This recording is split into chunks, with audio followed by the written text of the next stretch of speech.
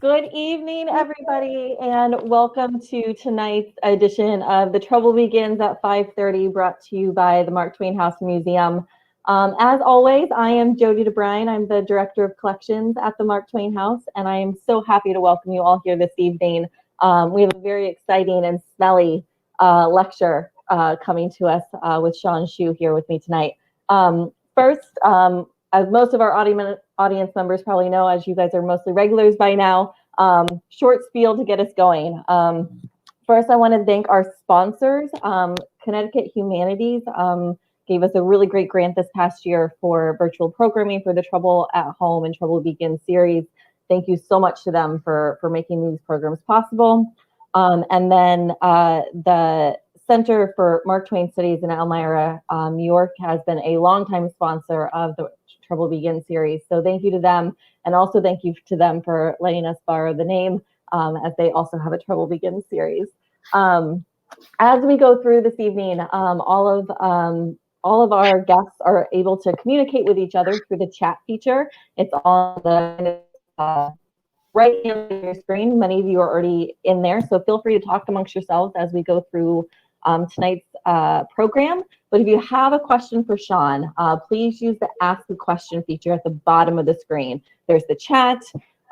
It's right below Hsuan on my screen. It might be right below me on your screen, but there's people count and then ask a question. So when we get to the Q&A section at the end of the evening, if your question's there, we'll try to answer it. And if we don't get to it, we'll try to answer it after the program into the chat. And last but not least, at the bottom of the screen, there's a bright green, tealish support button. And we encourage you, if you're able to donate to the Mark Twain House using that button. Every dollar at the moment really is helpful to us, keeping our doors open, figuratively speaking. Hopefully soon in the spring or summer, actual physically opened, but keeps these virtual programs going. And again, every dollar is very meaningful to us at the moment.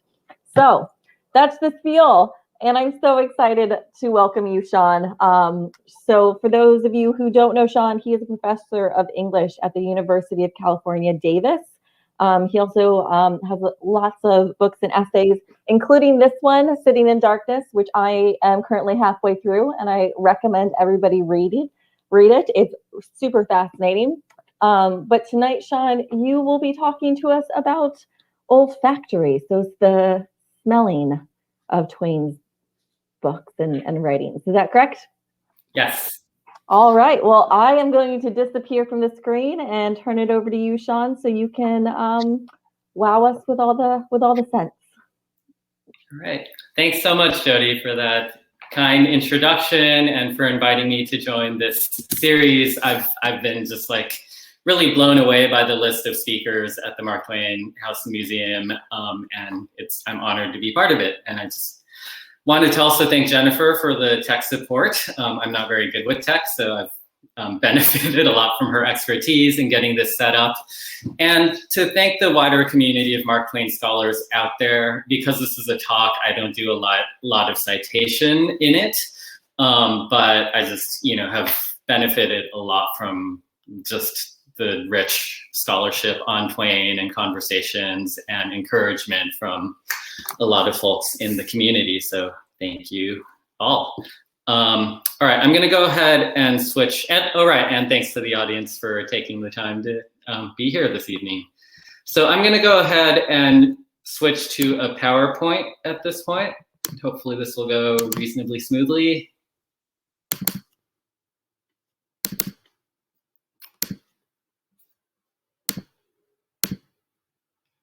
All right. And I'll be talking from, this is kind of work in progress, so it's still, kind of rough around the edges, and I'd really welcome any feedback, suggestions, questions you have, either after the talk or feel free to email me. You can find my email online, or maybe someone could just type it into the chat box. I'd love to hear from you. All right. So in her study of odor in American literature, Daniela Babylon argues that realist fiction is characterized by a relative olfactory silence, wherein smells are either non-existent or primarily employed for descriptive purposes. Amid the increasingly deodorized spaces and sensibilities of the progressive era, literary fiction generally avoided dwelling on olfactory details. Mark Twain's writings were a glaring exception to literary realism's predilection for deodorized atmospheres. Across his career, he lampooned the smells of unventilated spaces, racialized bodies, decaying corpses, and flatulence. He meditated on the role of smell in establishing and undoing social boundaries. He wrote entire stories based on olfactory premises, such as a detective with a superhuman sense of smell in a double-barreled detective story, or two men stuck in a train car with a pungent block of cheese in the Invalid story, which I'll be talking about more later. Slide. Frequently, Twain's olfactory writings occur in the context of humor or satire, where smell functions as a carnivalesque assertion of corporeal truths repressed by discourses of bourgeois respectability. But if Twain was often drawn to smell's humorous capacities, his writings also dwell on the modes of social, corporeal, and spatial experience disclosed by smell. Twain's olfactory works extend realist narrative into the non-representational qualities of atmosphere, not only attuning readers to how air is bound up with social and ethnic boundaries, but also reframing bodies and sympathy as more than human relationships involving both atmospheric and microbial entanglements. I'll begin this talk by considering several frameworks for contextualizing a broad selection of Twain's olfactory engagements: the connection between odor and risk perception, the olfactory construction of ethnic and social boundaries, and the relationship between realism and smell. After this overview of Twain's writings about smell, I shift to a contextualized close reading of the Invalid story, a humorous tale that dramatizes blurred boundaries between the human body and cheese. The story's perverse fascination with human fermentation opens onto a molecular, more than human modality of realism that attends to humanity's dependence on symbiotic and often pungent interactions with microbes.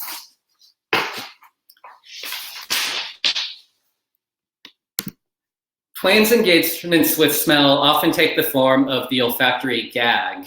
In introducing this term, I want to underscore Twain's tendency to mobilize smell in the interest of humor and satire. A gag can be a joke or a funny anecdote, while also drawing attention to how many of Twain's olfactory moments concern knowledge and material relationships that are difficult to swallow, assimilate, or verbalize.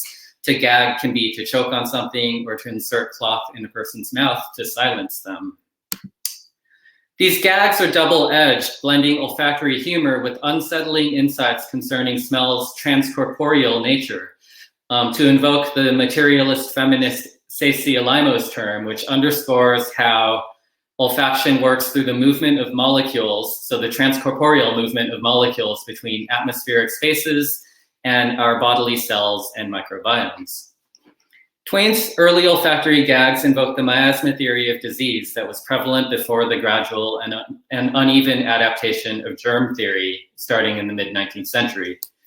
Miasma theory, which mobilized 18th and 19th century deodorization campaigns, viewed smells with suspicion. In the words of the London sanitary reformer Edwin Chadwick, quote, "all smell is disease."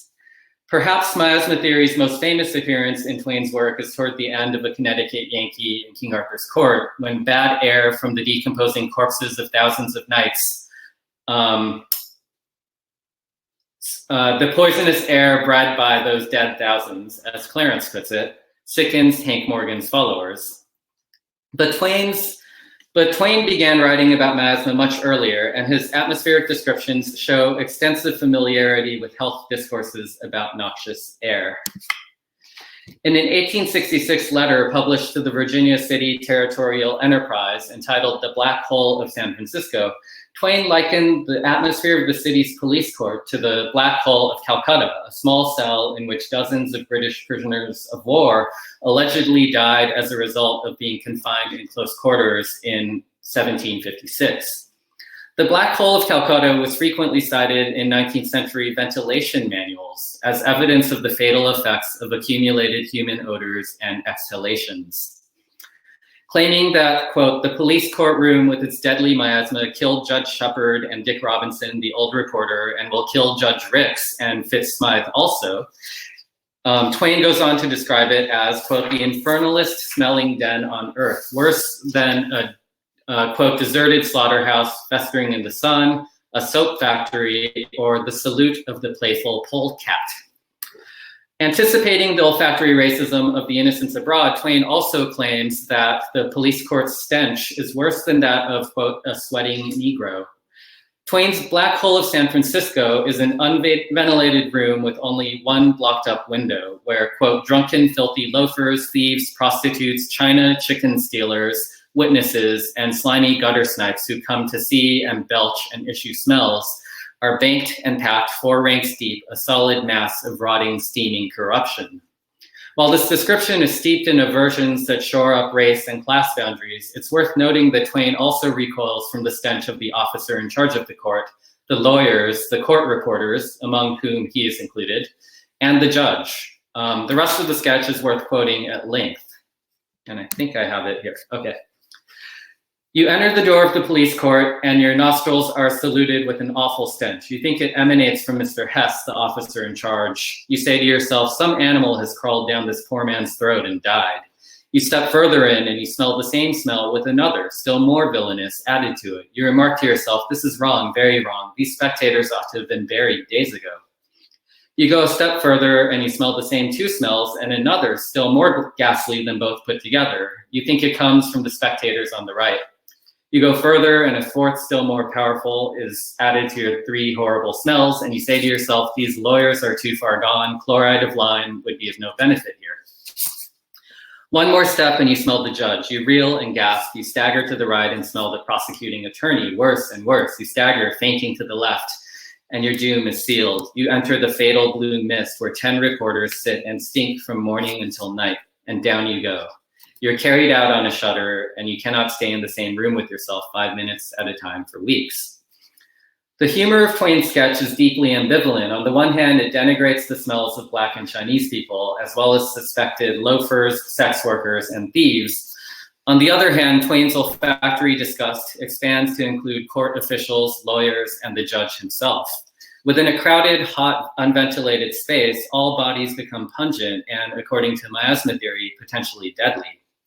In addition to depicting pungent emanations as a leveler of social distinctions, Twain's account implies that the courtroom's intolerable atmosphere could occlude the possibility of making rational legal decisions. In 2 passages from The Innocents Abroad, both of which were subsequently quoted at length in Henry Gouge's manual, New System of Ventilation in 1881, to demonstrate the importance of hygienic air, Twain continued to invoke notions of racial miasma that associated racialized bodies with poisonous air. When he indulges in a Turkish bath, Twain notes that the attendants, quote, shed no entrancing odors, just the contrary. When his attendant scrubs him with a coarse mitten, Twain, quote, began to smell disagreeably. The more he polished, the worse I smelt. I said to him, I perceive I'm pretty far gone. It is plain I ought to be buried without any unnecessary delay. The bath, ostensibly a hygienic practice, becomes a source of unsettling, potentially harmful odors. As in the police court sketch, Twain's reference to being buried associates stench with death, as well as the poisonous fumes commonly believed to emanate from decomposing corpses. Elsewhere in The Innocents Abroad, Twain describes the port settlement of Civitavecchia in Rome as the vilest nest of dirt, vermin, and ignorance we have got into yet, except that African perdition they call Tangier, which is just like it.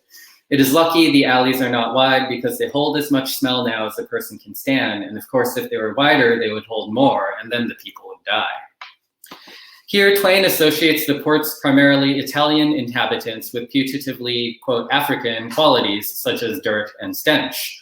Although it does not excuse Twain's ethnocentric and racist rhetoric, it's worth noting that his reference to urban planning, which disingenuously suggests that wider streets would intensify dirt and stench instead of diminishing them, ironically gestures toward an infrastructural explanation for the odor rather than one grounded in ethnic characteristics. Along with putatively harmful body odors, Twain also satirized the olfactory unpleasantness of technologies intended to mitigate airborne risks. When he and his fellow travelers arrive in Bellagio during a cholera outbreak, they're immediately shut into a small, unventilated cell and fumigated. It was the black hole of Calcutta on a small scale. Presently, a smoke rose about our feet, a smoke that smelled of all the dead things of Earth, of all the putrefaction and corruption imaginable. We were there 5 minutes, and when we got out, it was hard to tell which of us carried the vilest fragrance. These miserable outcasts called that fumigating us. Oh, I don't think we need that slide yet, but we'll get to it. Sorry. Instead of invoking the black hole of Calcutta as a figure for deadly miasmas, as in Twain's earlier police court sketch, this passage associates it with chemicals intended to sanitize the travelers. Likening the vile odor to the smell of, quote, all the dead things on Earth, Twain suggests that the fumigating agents may themselves be harmful. In The Innocents Abroad, both the odor of foreign racialized bodies and the chemicals designed to cleanse the air of bodily emissions are represented in noxious terms. In addition to representing invisible miasmatic risks and dramatizing social boundaries, Twain also used smell as a tool of realist representation. In About Smells, an 1870 commentary published in The Galaxy, Twain satirized Reverend Thomas Talmage's suggestion that free access to church would expose middle-class churchgoers to the bad smells of, quote, common people, eventually, quote, killing the church with bad smells. In a commentary that directly contradicts the scenes of olfactory repulsions I discussed earlier, Twain points out the hypocrisy of this olfactory recoil, noting that, quote, we have reason to believe that there will be laboring men in heaven and also a number of Negroes and Eskimo and Terra del Fuegans and Arabs and a few Indians and possibly even some Spaniards and Portuguese. But alas, in getting them, we shall lose the society of Dr. Talmage. If this argument for olfactory tolerance appears to include all racial groups, it's also premised on the assumption that the diverse ethnic groups cataloged are, in fact, malodorous. Twain also points out that Talmage would have been repelled by the, quote, fishy smell of the original 12 apostles who laid hands on the poor and, quote, held intercourse with people of a villainous odor every day. And About Smells, bad smells undercut the aversions that circumscribe genteel respectability by presenting readers with a more realistic, inclusive conception of humanity. As John Davis notes of the bad smell at the center of About Smells and the Invalid story, quote, this stench is the fume of humanity, mortality, everyday reality. We can see this connection between bad smells and realism at work toward the end of Huck Finn's oft-quoted sunrise description. Quote, then the nice breeze springs up and comes fanning you from over there, so cool and fresh and sweet to smell on account of the woods and the flowers, but sometimes not that way because they've left dead fish laying around, gars and such, and they do get pretty rank. And next you've got the full day and everything smiling in the sun and the songbirds just going. Sandwiched between the sweet smells of trees and flowers, sunshine and birdsong, the pungent smell of rotting fish distances Huck's voice from pastoral conventions. The incongruous stench of the gars juxtaposes ideas about natural beauty with Huck's olfactory knowledge of local aquatic species.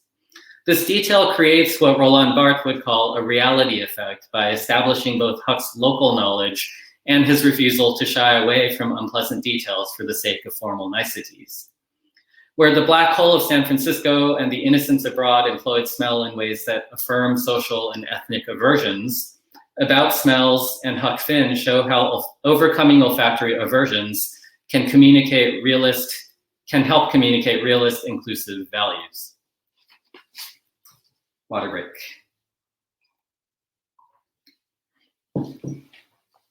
These diverse approaches to smell, miasmatic, ethnocentric, inclusive, and realist, converge in Twain's most ambitious olfactory gag, the Invalid story.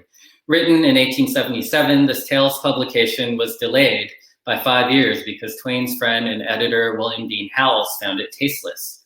According to Tom Quirk, quote, Howells had advised that Twain exclude the Invalid story from some rambling notes of an idle excursion, 1877, because it was indelicate. Later, Howells recommended that he remove it from A Tramp Abroad in 1880. Twain continued to like the piece, however, and he included it in his collection, The Stolen White Elephant, etc., in 1882.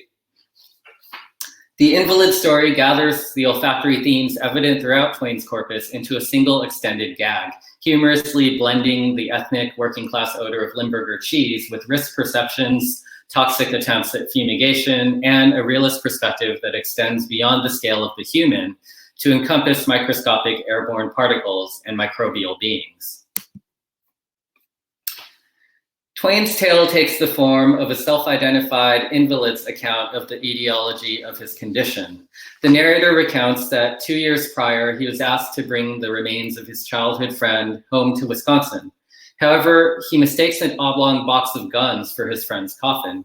After he gets settled in the express car, a stranger places, quote, a package of peculiarly mature and capable Limburger cheese on the box. As the pungent odor of the cheese takes hold, the narrator and the train's expressmen assume that it's the smell of the corpse they believe to be inside the box. The two men make a series of increasingly desperate efforts to cope with the smell, pretending not to notice it, breaking a window to catch a breath of fresh air, breathing through a handkerchief, smoking cigars, trying to move the box to the far end of the car, fumigating the car with a range of materials, and escaping to the freezing platform outside. By the time they reach the next station, the combination of stench, horror, noxious smoke from the expressmen's fumigation efforts, and cold has left them both, quote, frozen and insensible. The narrator suffers a serious fever for 3 weeks, and he confides that his health has never recovered since. He concludes by affirming, quote, I am on my way home to die. Critics have frequently followed Howells in rejecting the story's crude subject matter. Many pass over the story without comment. Everett Emerson called its humor unspeakable. Bernard DeVoto found it, quote, grotesquely awful in its insistence on smells. Gladys Bellamy characterizes it as a work of, quote, repulsive humor. However, a handful of scholars have traced the story's influences to sources as varied as Christian allegory, the morbid Gothic tales of Edgar Allan Poe, and a humorous story told by Artemus Ward. John Davis persuasively frames the story's unflinching account of an offensive odor as an expression of Twain's struggles to extend his realist aesthetic beyond the protocols of New England-dominated genteel literature. While I agree with Davis's suggestion that the story, quote, widens the range of subject matter for realist literature, I focus on the material, transcorporeal nature of smell. The tale's realistic depiction of death paradoxically associates the ripe corpse with lively fermentation and the material agency of air. I should say the ripe assumed corpse, since there's not actually a corpse in the train. At the center of the story's extended olfactory gag is Limburger cheese, an unusually pungent cheese, and in the 19th century, one of the most popular cheeses in the United States. And if this were an in-person presentation, I would, of course, pass some Limburger around at this point. Limburger was a working-class immigrant food. In his essay on the social history of Limburger, Ben Schwartz writes that it originated in Liège, Belgium, and, quote, accompanied mid-19th century Germans and Belgians immigrating en masse to America. For them, it was a nostalgic, cheap saloon food. They liked it in a sandwich with pumpernickel, spicy mustard, raw onion, and cold beer, a collection of sharp tastes. Limburger became both a target and a vehicle of stigma, its pungent odor associated with working-class Belgian and German immigrants. In 1902, a health officer in Louisville, Kentucky, issued a ban on the cheese, which he deemed unwholesome on account of its abundant bacteria. Quote, animal life is what makes Limburger pleasing to the taste. I mean, to the taste of some people. I propose to stop the Limburger cheese traffic. It would be banned again in Monroe, Wisconsin in 1935, quote, after an Iowa mail carrier grew nauseous carrying it in his mail truck. Those quotes are from Schwartz, by the way. Schwartz documents a range of representations targeting Limburger in popular culture, from its use as a weapon of trench warfare in Charlie Chaplin's Shoulder Arms, to its widely publicized role in numerous cases of arson, attempted suicide, kidnapping, and murder. The people to blame, it turns out, were all Limburger cheese eaters in those reports. Having suffered a huge decline in popularity, Limburger is now, today, made only by one manufacturer in the US, the Chalet Cheese Cooperative in Wisconsin. The Invalid story both exploits and defamiliarizes the olfactory stigma directed at the cheese's odor and its working class immigrant consumers. Twain exploits Limburger's odor for laughs, detailing the expressman's increasingly contorted circumlocutions as he attempts to acknowledge the smell emanating from the apparent coffin. Phew, quote, I reckon it ain't no cinnamon I've loaded up this here stove with. He's pretty ripe, ain't he? He ain't in no trance. The narrator notes that, quote, he got to referring to my poor friend by various titles, sometimes military ones, sometimes civil ones. And I noted that as fast as my poor friend's effectiveness grew, Thompson promoted him accordingly. As Thompson's military metaphors humorously negotiate the difficulty of speaking about the pungent corpse, the narrator details the odor's increasingly debilitating effects. The smell is, quote, suffocating. It unsettles both men's ability to speak. Quote, I had to be swallowing and swallowing all the time and did not like to trust myself to speak. Thompson fell to maundering in a desultory and low-spirited way. Thompson and the narrator are forced into unwanted intimacy with the cheese. At one point, Thompson, the expressman, slips and lands with, quote, his nose on the cheese. This causes him to gag and gasp for air, but it also strengthens the two men's cross-class sympathies. Quote, I sat down and held his head a while, and he revived. Finally, however, the atmospheric conditions of the train decimate both men's health. Thompson, quote, suffocated and fell, and the narrator, quote, was near gone myself. The story appears to confirm popular accounts of Limburger as an unbearably pungent, deadly cheese. The deadly cheese is a quote from the story. However, Twain complicates this account by suggesting that what debilitates the expressman and narrator is not only the Limburger's odor, but their own increasingly absurd efforts to neutralize it. Breaking the window allows some access to fresh air, but it also exposes the car to the frigid cold outside. Smoking cigars fails to, quote, modify the odor, but it intoxicates both characters. When Thompson attempts to fumigate the car with carbolic acid or phenol, a product of coal tar that can be toxic when inhaled, quote, the two perfumes began to mix in a way that only intensifies the stench. Burning, quote, chicken feathers and dried apples and leaf tobacco and rags and old shoes and sulfur and asafoetida, which literally means stinking gum and is a common ingredient in Indian cuisine. Burning all these things similarly fails to cover up the Limburger odor. When Thompson, quote, got suffocated and fell shortly after the last fumigation effort, it's unclear whether the cheese odor, the cold, or any of these other fumes is to blame. Perhaps more than any of these inhaled substances, Twain suggests that anxiety may be behind the deterioration of the narrator's health. Even after he learns the true source of the odor, the narrator explains, quote, the news was too late to save me. Imagination had done its work, and my health was permanently shattered. This psychosomatic explanation undercuts the tale's specter of a debilitating miasma. Perhaps it's not only the odor of a rotting corpse or a working-class cheese that harms the characters, but their culturally constructed aversion to those smells. If the true cause of the narrator's illness is his imagination, then what needs to be purged are not odors, but discourses that stigmatize ethnic, immigrant, and working-class smells. However, this psychosomatic explanation is inextricable from material atmospheric conditions. Anxiety about the odor causes the narrator and expressman to fumigate the car with other noxious substances and to move to the frigid outdoor train platform. The story's concluding insight concerning imagination as a health determinant raises the question, what makes the characters so anxious about the odor of a dead body in the first place? As critics have noted, the Limburger odor provokes the men's repressed fear of death and decomposition. The story's gag that the smell of Limburger might be mistaken for the smell of a rotting corpse is grounded in the unsettling truth that both dead bodies and cheeses undergo a similar process of fermentation. The smell of cheese results from bacteria breaking down lactic acid. The smell of corpses results from the shifting community of microbes that breaks down the body. what forensic scientists call the necrobiome. Microbiomes, or communities of microbes adapted to specific environments, are vital components of both cheese and human and also non-human animal bodies. Through its conflation of cheesy and bodily odors, the Invalid story dramatizes the processes of human fermentation that make humans a fundamentally multi-species community. Right.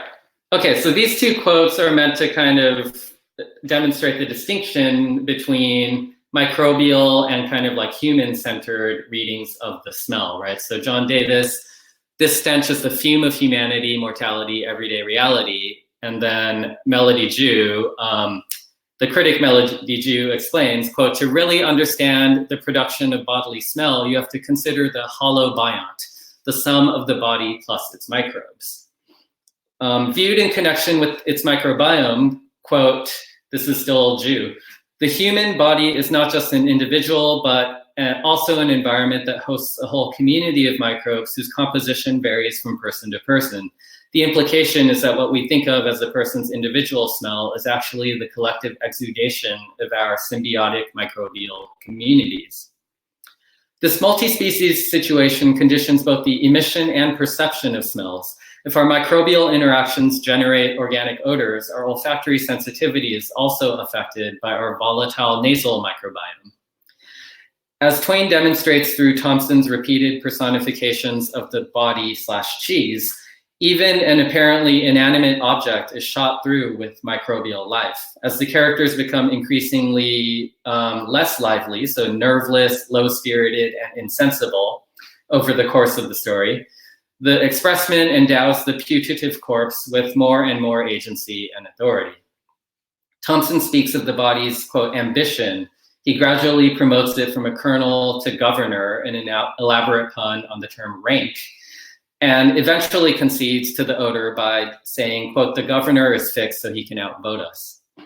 The actions of the expressman and passenger are outmatched by the material agency of smell because rank odors are inextricably entangled with their anxieties, their efforts at fumigation, and their human microbiomes. In juxtaposing anxieties about the odor of decomposition with the drama of human fermentation, the Invalid story anticipates Twain's late career interest in germ theory, inspired by his reading of Herbert Kahn's The Story of Germ Life. Described by Kenneth Knoll as, quote, Twain's microbiologist muse, Kahn was an expert in dairy bacteriology who devoted himself to educating the public about, quote, the essential roles that microbes play in their lives by fixing nitrogen and producing foods such as, quote, linen, jute, bread, wine, beer, butter, and tobacco. Twain's unfinished, posthumously published novel, 3,000 Years Among the Microbes, written in 1905, experiments with the insights of bacteriology by imagining a human narrator who has been transformed into a cholera germ inhabiting the body of a Hungarian immigrant and tramp named Blitzowski. As Kim Weed argues, Twain's narrative defamiliarizes human-oriented ethical frameworks by, quote, imagining alarming similarities between the human and the microbe. Blitzowski's, quote, body is a sewer, a reek of decay, a charnel house, but this makes it a particularly ripe environment for microbial life. More explicitly than the Invalid story, 3,000 Years Among the Microbes revalues an odor associated with working-class immigrants as a byproduct of human microbial conviviality, or living together. As the story shifts between human and microbial perspectives, a multi-scalar interspecies narrative double consciousness that Weed identifies as the story's key formal innovation, Blitzowski's stench evokes diametrically opposed responses. Quote, when the soul of the cholera germ possesses me, I am proud of Blitzowski, but when the man nature invades me, I hold up my nose. Twain's turn to microbial ferment offers a striking departure from the racialized miasmas characteristic of early writings, such as The Black Hole of San Francisco and The Innocents Abroad, reframing odor as a phenomenon produced not by individual or racial instances of supposed deviance, but by interspecies conviviality. The olfactory turn in Twain's realism involves more than an embrace of offensive subject matter. In The Invalid Story and 3,000 Years, it enacts a scalar shift that discerns the body as a breathing metabolic entity, constitutively entangled in both atmospheric and microbial ecologies. The Invalid Story recapitulates the central motifs of Twain's scattered experiments with olfactory representation. The story deploys smell for the purposes of ethnic humor, a mock Gothic exploration of miasma theory, and an allegory of human fermentation. Through smell, Twain incorporates material agencies of atmosphere into his writing, not only visceral responses to ambient odors, but also the physical and psychological consequences of atmospheric conditions, as well as the interpersonal and interspecies bonds that a shared atmosphere, even a repulsive one, can forge.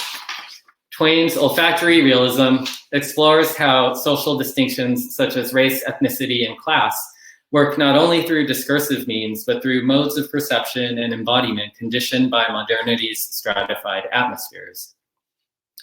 One implication of this argument is that olfaction pulled Twain into experiments with an environmental determinism often associated with literary naturalism, a movement that was widely associated with bad smells and their physical and psychological consequences for human behavior.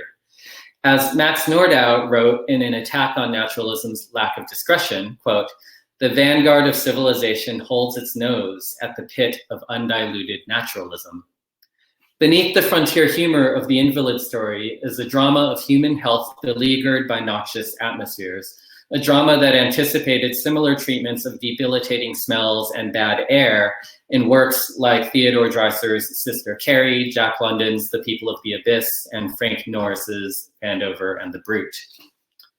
The Invalid Story also resonates with the work of contemporary multimodal artists experimenting with the sense of smell.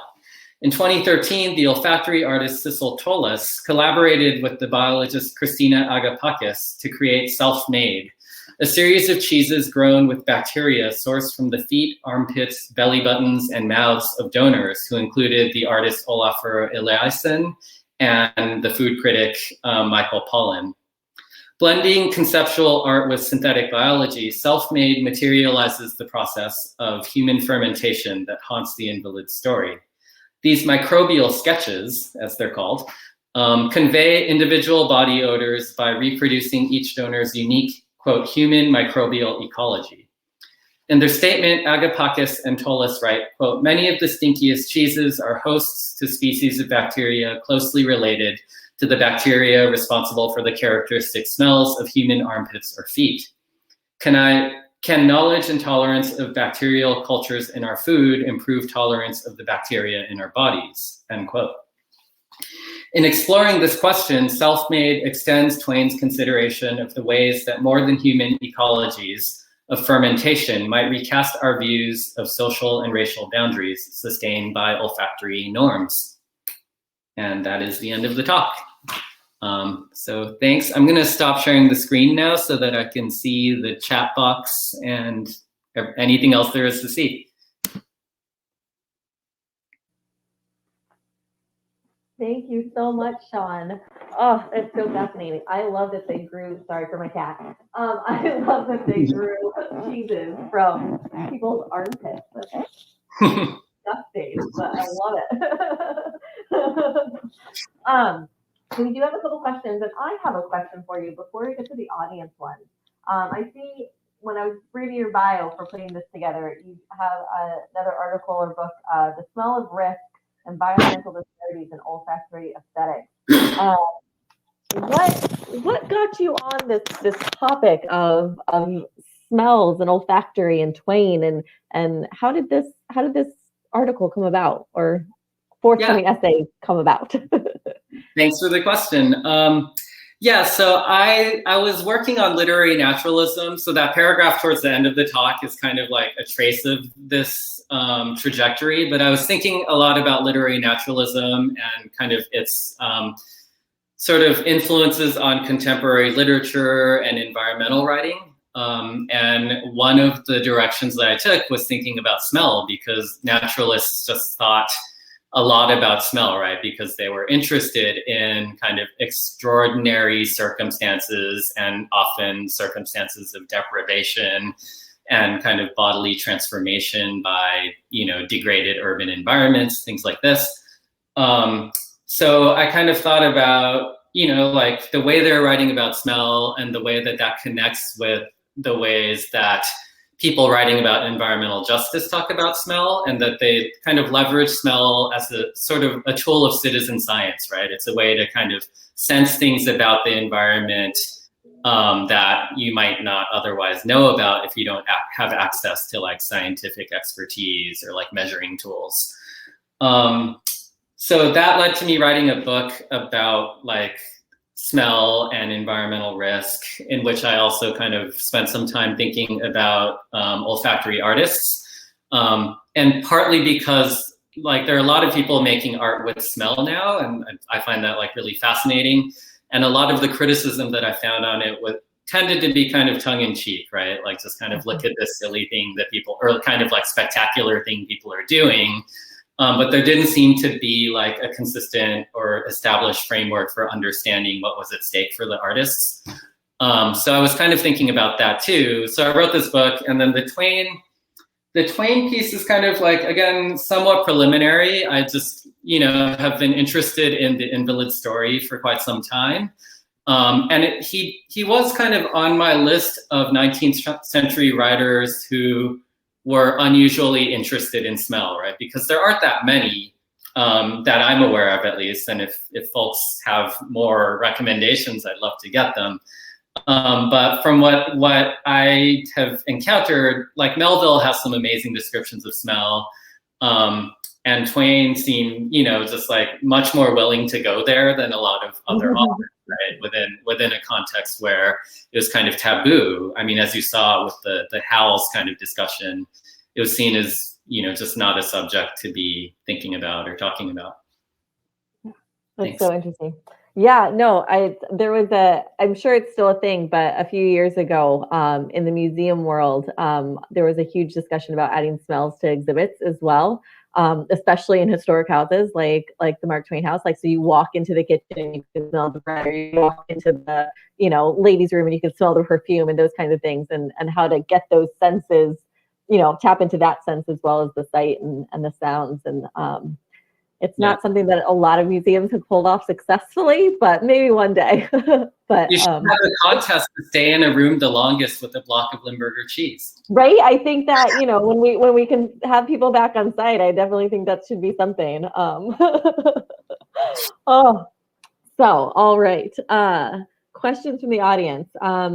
So the first one is, since Twain took efforts to pick on the French, why didn't he try talking about their smell? After all, he wasn't usually politically correct in assigning smells to other cultures. Do you know anything about him and the French smells?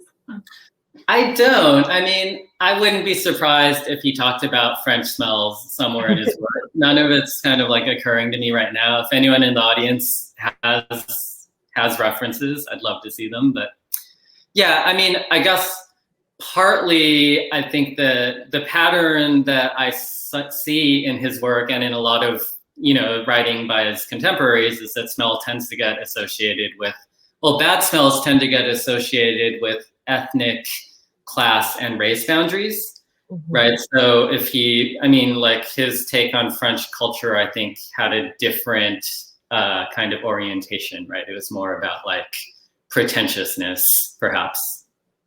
Yeah. All right, and our other question, which looks to be maybe more of a comment, but maybe you can talk a little bit more about it. The transport of corpses became both a challenge and an opportunity for undertakers in the Civil War. And just looking at the persistent efforts to ripen Lincoln's corpse so that he could remain fresh for viewing during the long funeral train journey back to Springfield was well known to Clemens. Twain's parody of the smells in the Invalid would certainly resonate. Have you found anything in your research between his own experiences with smells and corpses and things and what he writes?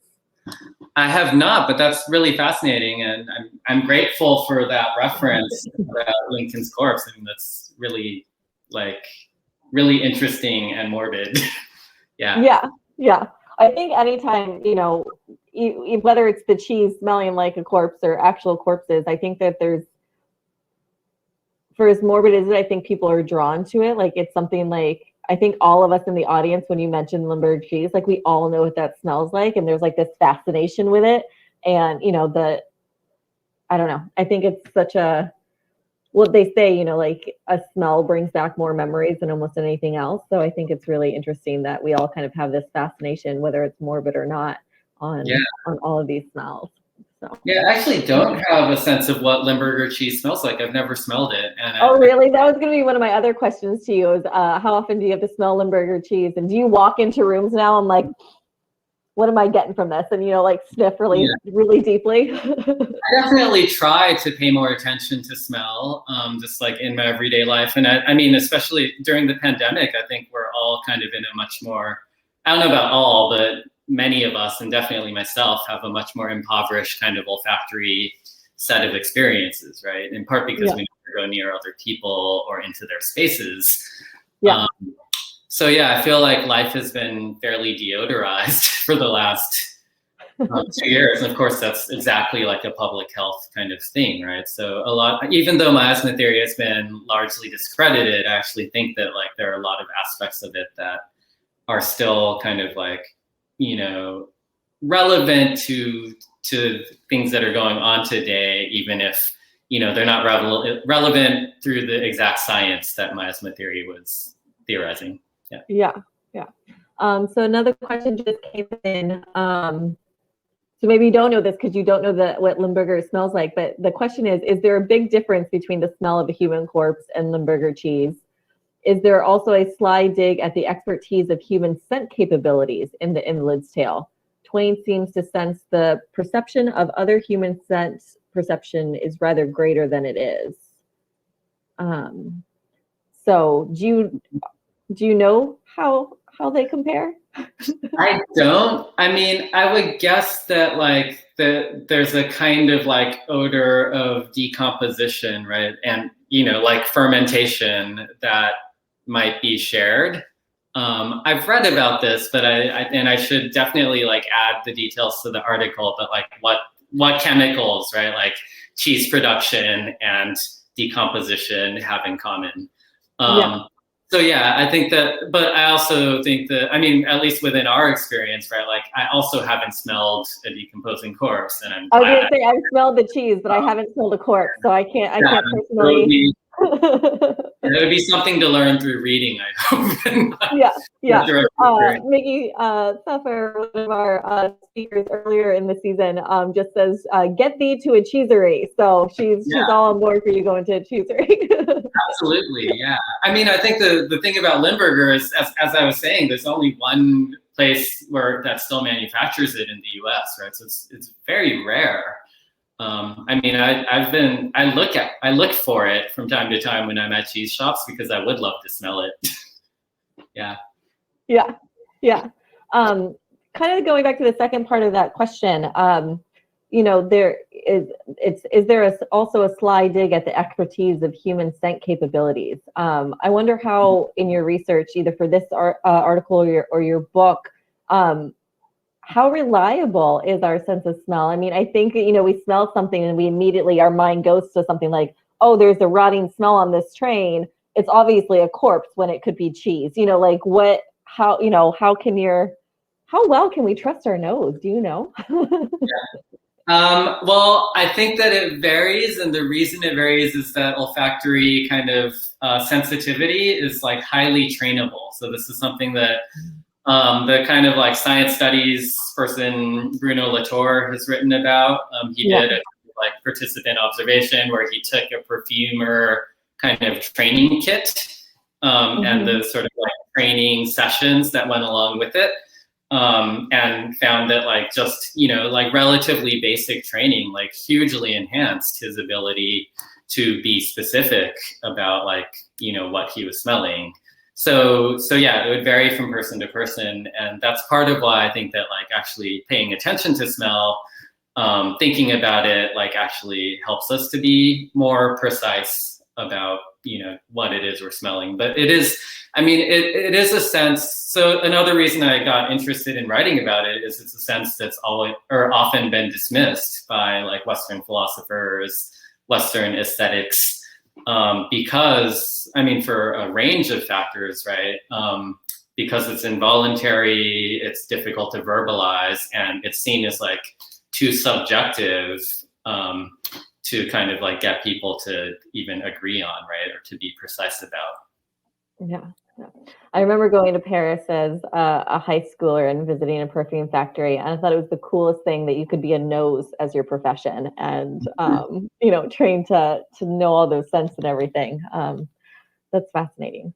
I don't think we have any other questions that came in. I'm trying to look at the chat to see, because sometimes we'll get things there. One of our guides, Al, did say that there was an attempt to get a cigar smell into our billiards room a few years ago. So the Mark Twain House was definitely part of that attempt to get smells into the museum world. Great. Cannibalistic food for thought. Corpses are chemically perfumed. Rotting corpses are past their expiration date. Wow. Huh. I'm not sure how to take that, Alan, but it's good food for thought. Let me just make sure we're not missing any questions. I didn't see too many come in, so that's good.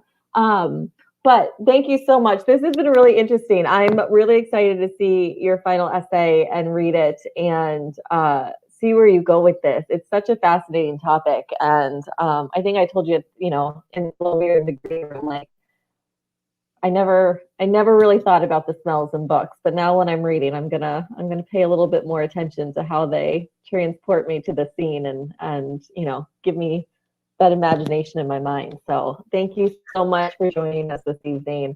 It's been a real pleasure. Thanks for having me, and thanks to everyone for your comments and questions. I just learned that you can order Limburger online. That's fantastic. Oh, thanks, Nikki. Yeah, so thank you again to everybody for joining us tonight. The chat stays live, so if you think of any questions, I'll monitor it over the next couple days, and I can forward them on to Sean. I also put his email at the very top of the chat, so if you have questions, comments, thoughts for him, as he said, he'd welcome those. Again, I want to plug that donation button down at the bottom of your screen. If you enjoyed tonight or any of our Trouble Begins series or any of the other wonderful programs that the Mark Twain House puts on, please consider donating to us, and we will see you next month for the next Trouble Begins at 5:30 program. Thank you, Sean, and thank you to everybody else. Thanks, Jody. Thanks, everyone.